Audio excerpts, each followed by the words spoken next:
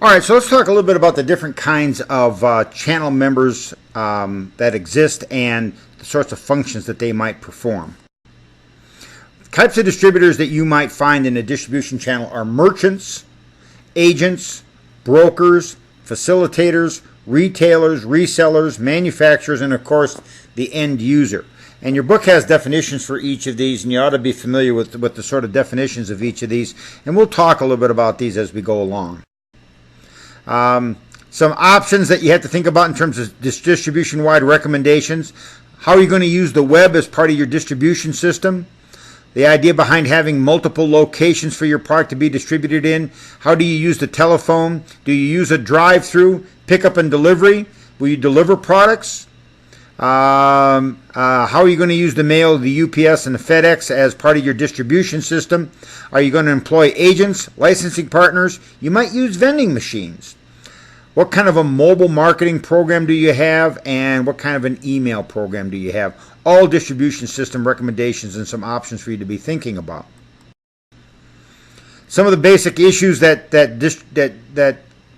marketers have to think about in terms of distribution systems: the costs, the market coverage, the payment options, quality and consistency of the services offered by the distribution members, the middlemen, the number of different channels and prices that might exist, and then the services available and scheduling. Think about market channel choice and management factors that affect channel choice. The first one is called target market coverage. That is, how much coverage do we want to have? You can have everything from intensive distribution. An example of intensive distribution is something like a soft drink. Think how many places you can buy a Coca-Cola or a Pepsi-Cola within a 5-mile radius of where you're sitting right now. Now, if you're at a national park, the answer might not be very high, or if you're in Beatty or in Ely, the answer might not be real high. But if you're sitting in a location in Las Vegas, the number is really high. So one option is intensive distribution, where we have the product available everywhere. The other end of the extreme is exclusive distribution, where we only let one channel member distribute our product. They are the exclusive distributor of our product. And then the third is called selective distribution, where we only allow certain people to distribute our product. Now, what's the logic behind these three things? Well, one of them is the idea behind intensive distribution is to try to make your product available. The idea behind exclusive distribution is I have more control over the channel members, and I can expect my channel members to provide more service and better service for my customers because they are the exclusive distributor of my product. Selective distribution, of course, is someplace in between. So another aspect of marketing channel choice and management are buyer requirements. So do buyers need additional information? Do they need the product demonstrated? Do they need more information before they make the sale? You know, when you walk into a Costco or a Sam's Club, there are people that are trying to sell you direct TV.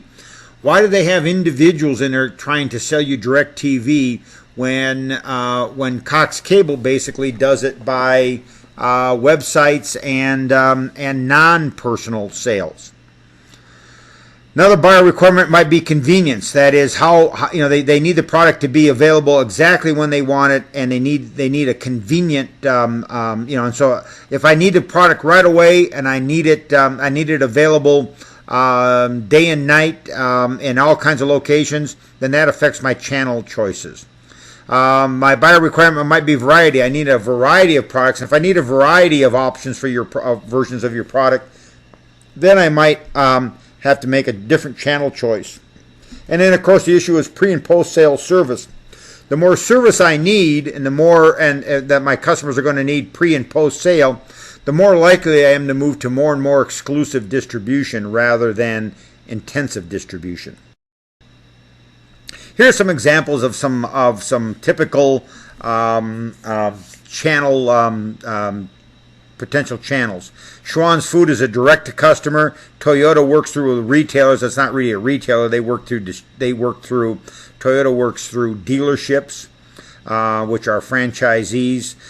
Mars candy bars go from a wholesaler to a retailer to a customer.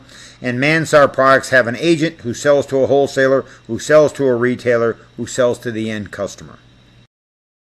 On the business side of this, you might see somebody like IBM going directly to customers, where Caterpillar has an industrial distributor. Here in Las Vegas, the exclusive Caterpillar distributor is Cashman, for example, and some others that you can